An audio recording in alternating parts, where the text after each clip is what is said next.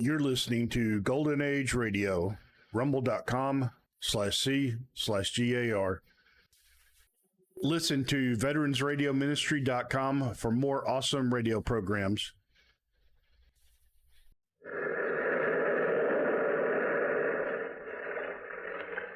The Weird Circle.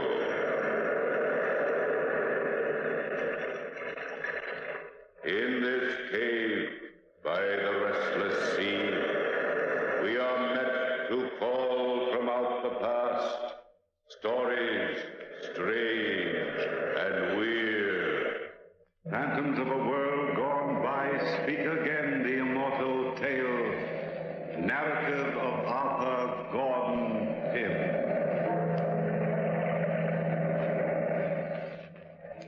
I was down on the waterfront looking for the old whaling vessel Grampus. Captain Bernard was in charge, and though I hadn't seen the old captain in more than 10 years, I still felt he was a pretty good friend of mine. I could remember him telling Dad and myself some pretty wild tales. I drank it all in, main rig, compass, and anchor. Maybe I never would have seen the old captain and his son Weston if I hadn't been visiting some friends in Boston. I was reading the shipping news one morning, and there it was.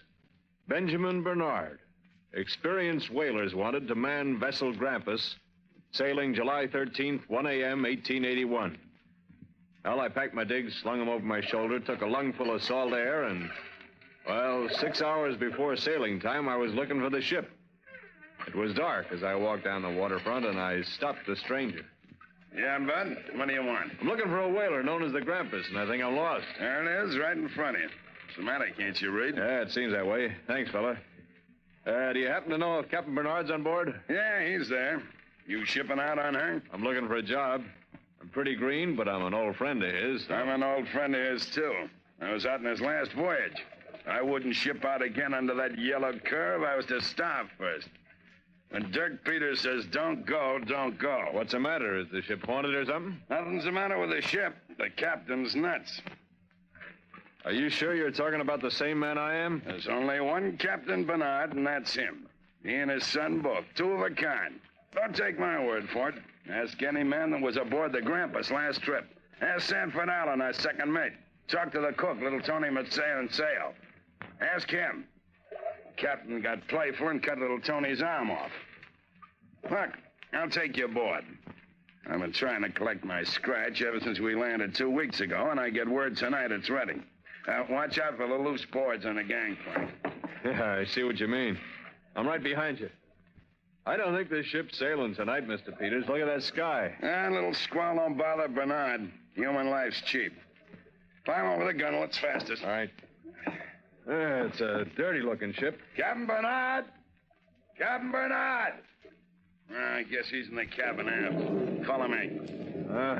That doesn't sound like a little squall, does it, Mr. Peters? Yeah? Oh, incidentally, my name's Gordon Pym. Everybody's got a name. Life is like that, I guess. Now we get down the passageway here. Captain Bernard, All right, men.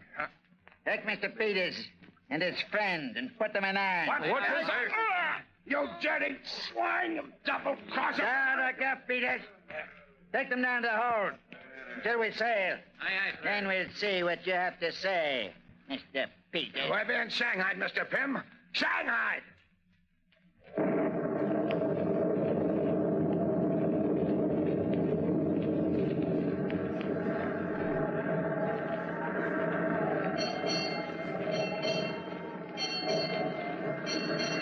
In the morning.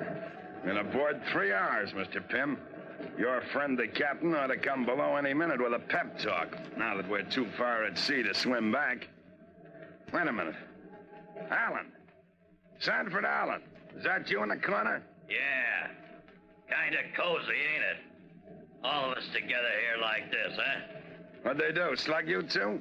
Yeah, with the old payroll gag. Come up and get your pay. And they slug you. Guess who else is here? Tony? Yeah. Tony, how's it going, Tony? I stick the knife in his belly someday. That's what the Tony Manceo do someday. Stick to the knife. Yeah, you better not stick in a knife or you get swinging the head on the gallows. They call that mutiny, Tony.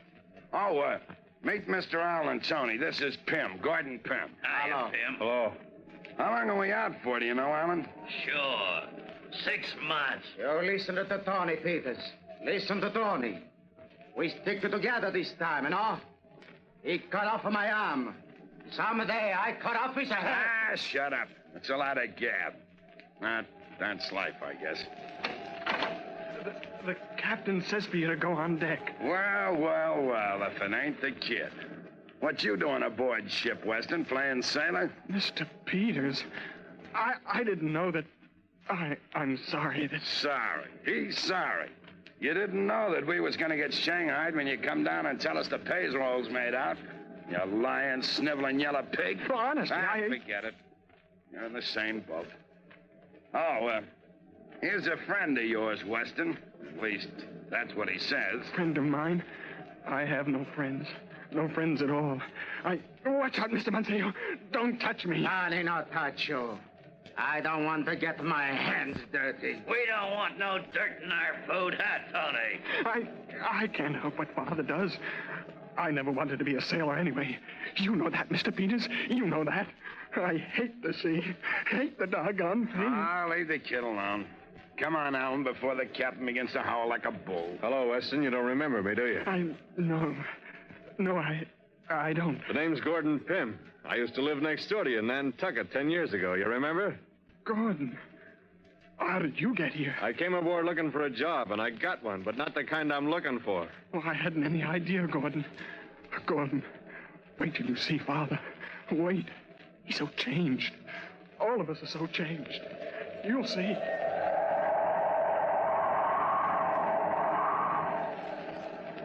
We walked slowly up to the deck, and we lined up. 2 lines, 10 men. 10 of the toughest, dirtiest-looking men I've ever seen. Captain Bernard kept moving his hand back and forth, sort of a nervous habit, and then started to stand muster. He didn't recognize me, and I didn't mention our old friendship. As the days went by, he seemed to take a kind of joy in making a fool out of me. But then he didn't treat his own son any better. As for Peters, he hated him and wanted to get something on him. But Peters was smart and stayed out of trouble. He was the only man who wasn't flogged during those first 40 days at sea. One night, we called the 10-man crew to a secret meeting and advised them never to try and talk to the captain. Well, a storm was brewing on the 42nd day of the journey, and I was called into the captain's cabin. I opened the door. You called for me, Captain? Yes, Mr. Pym. I called for you. Shut the door behind you. Instead of standing there like an idiot. My son tells me that you're giving out free advice these days. Gordon, I didn't. I swear. Shut up, you sniveling swine. Calling you my son makes me ill. Father. Now, Mr. Pym, I heard you've been advising the men to obey me blindly because you think I've an idiot mind. Captain Bernard, I said nothing of the kind. Don't lie to me, Mr. Pym. I've known you for many years. Oh, so you do remember. I couldn't very well forget, could I? Despite my idiot mind. I tried to treat you as I've treated the other men. You've taken advantage of me. Whispering behind my back. Trying to turn my son against me. Plotting with Mr. Peters. I'd have none of this on board my ship. Gordon, he's making it up. I never said it. Are I you never said calling me a liar, Weston? No. You see, Mr. Pym? My son denies it now. But I checked his story through our cook. Why don't you admit it, Mr. Pym? I thought I was helping. That's what I told him, Gordon. Shut up. Helping me. Since when have I asked for your help? Answer me, Mr. Pym. Answer me. Well, you didn't, sir, but... But what? What did Mr. Peters say to you about my idiot mind? He said nothing at all, sir. Nothing, is it? No, sir. Tell me the truth. It is the truth, Captain Bernard. Liar. I'll cut your lying tongue out with my own hands. What did Peter say? Nothing, sir. Nothing. Leave him alone, Father. He's telling the truth. Don't hurt him. He's my friend. My only friend. The only one I ever had. I'll leave him alone. Since you love this friend, my son, I'll allow him the pleasure of trying to make a man out of you. Mr. Pym, you'll take this sniveling son of mine and tie him securely to the mainmast. No, Father. 48 hours. No. Then, when he's securely tied, you will report to deck for 40 lashings until I get the truth about Peters out of you. Yeah, but it's suicide for a man to be tied to the mainmast in this weather, If anything Captain. happens to him, Mr. Gordon, you'll pay for it with your life. So be sure he's tied securely.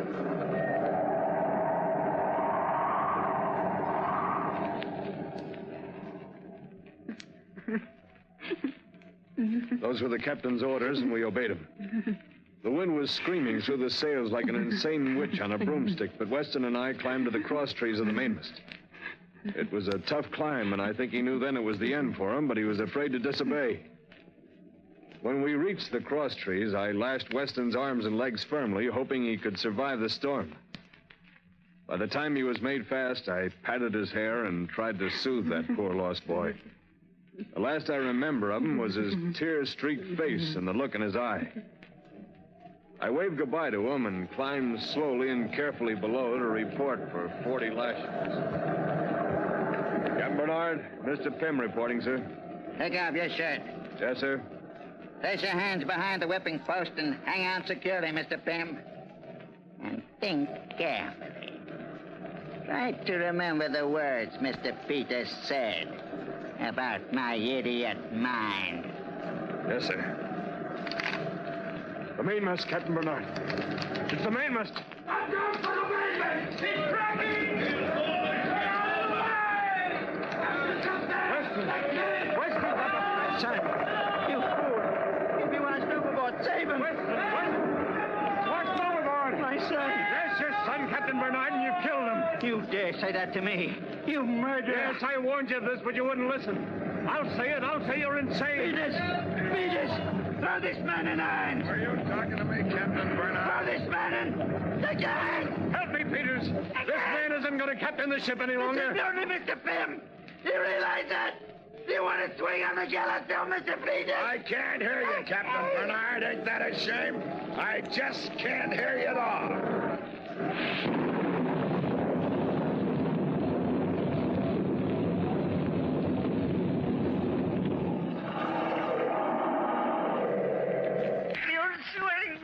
Shut up. Here. I'll tie this gag around your mouth. That'll keep you quiet. Crew is coming topside.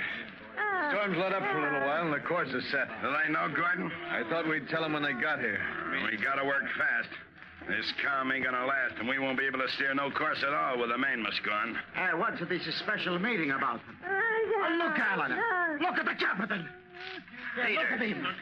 Did you? Yes, Mr. Allen, it's a mutiny. Are you with me? I cut his head off, no? Shut up, Tony. I ain't getting mixed up in no mutiny. Is this your idea, Gordon? Yeah, that's my idea, all of it. If any man swings around here, it'll be me, so listen to me. You should have asked us, Gordon. We don't like getting dragged into something like this. Now listen to me, man. Nobody will swing for this if you use your heads. Nobody has to know this is mutiny. Sure, he's right. We'll kill the captain. Turn him on sail, cut his head off. And then we say he chooses to die, no? No, Tony. We can make this look like a shipwreck.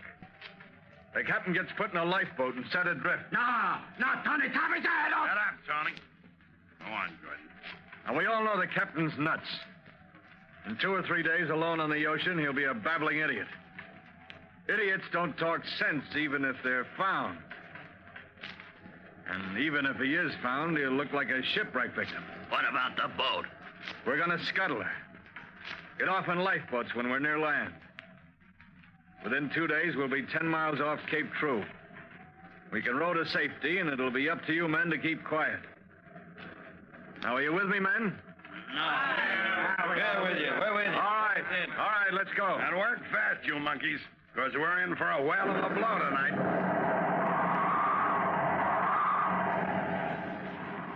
I was so smart. Smarter than anybody. You could see it then. I had the whole thing planned perfectly from beginning to end. We lowered the captain in a lifeboat, gave him some biscuits, a compass, and a jug of water. But I didn't figure on the storm that was to come. But the storm broke soon after in all its mad, screaming fury. We couldn't control the Grampus. She was like a wounded animal, and I thought for a minute she'd sink by herself that night. There were 8 men left then, being the kid and the captain was gone. We had to lash ourselves to the deck to keep from being swept overboard. But during the night, 4 of the men were lost. It seemed to me that the ocean was fighting back the mutiny. Water poured into the ship.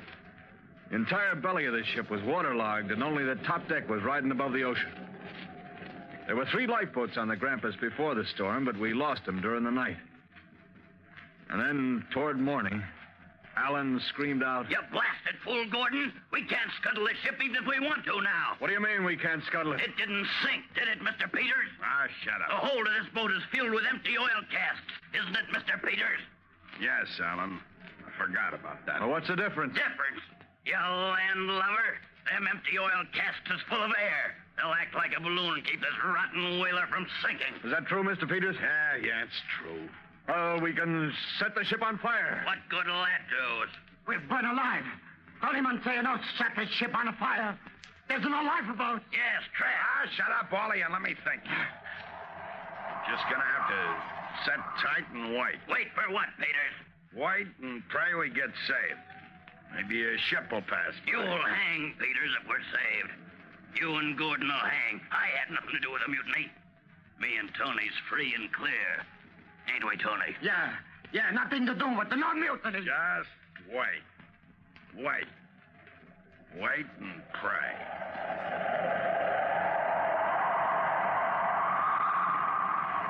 We did wait and pray. Waited for 13 horrible days without food or water. 13 days. And then one morning, Alan began to complain as usual. So thirsty. So thirsty. How many of us are left, Gordon? It's not light yet, Peters.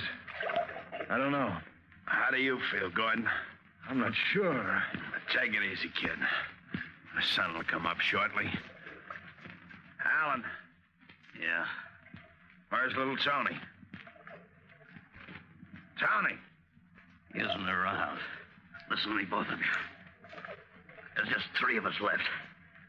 None of us can last very long floating around on a derelict ship. None of us. But there's a chance. There's always a chance we can be saved. If we can last. What are you getting at, Alan?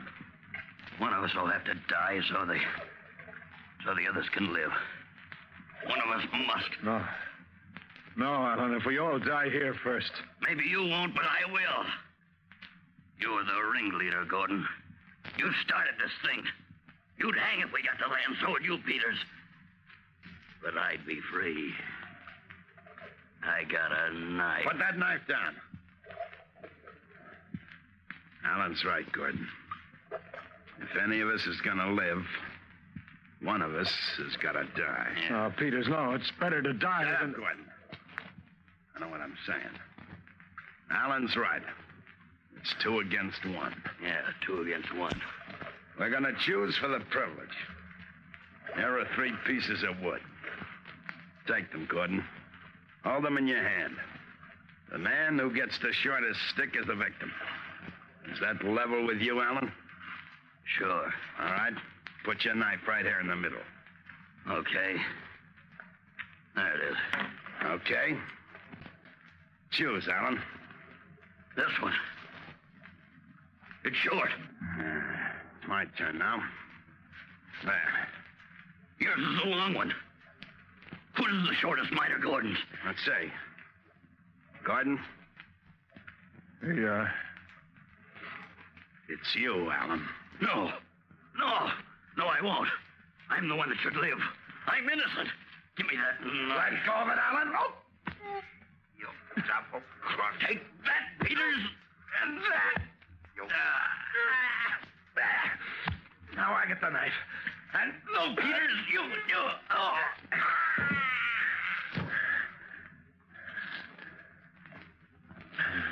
Dead, Peters? yeah. Peters.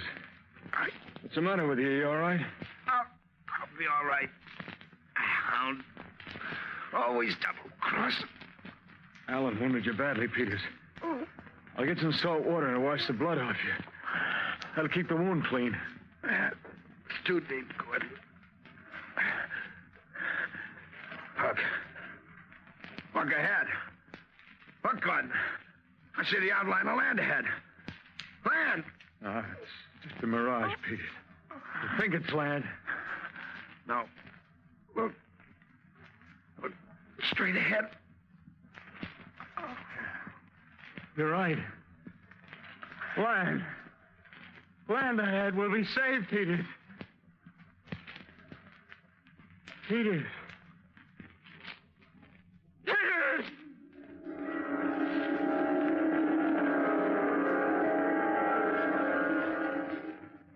But Peters was dead. Peters and Alan lay side by side. I climbed over the gunwale of that ship and started for land. I don't know how I ever made it. I couldn't swim 4 miles in good condition, yet I swam 4 miles after 13 days of no food or water.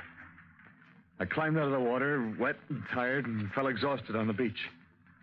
I don't remember what happened after that. I was in a native village of some sort, I knew, and some native women had taken me in and cared for me until I was well. They thought I'd been shipwrecked.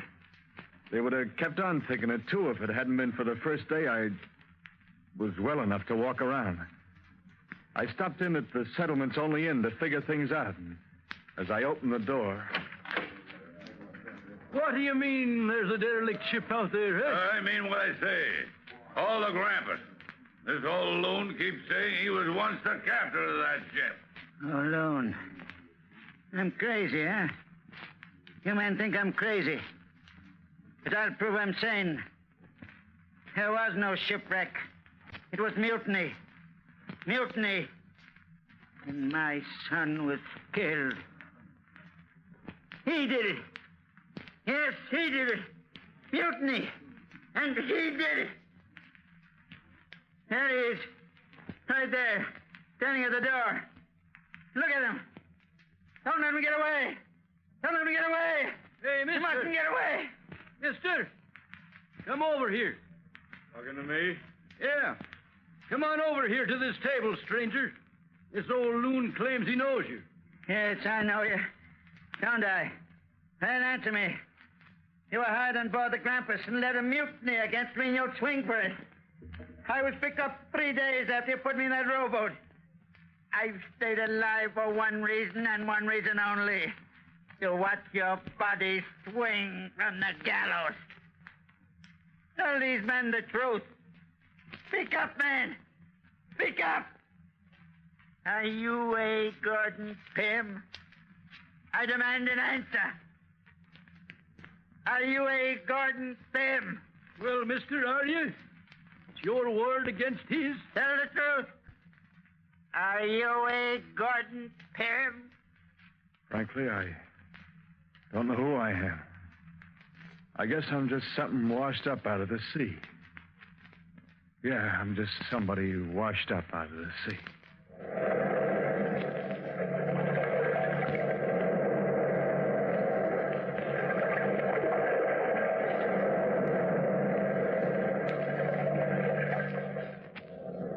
From the time-worn pages of the past, we have heard narrative of Arthur Gordon Pym. Bellkeeper, toll the bell.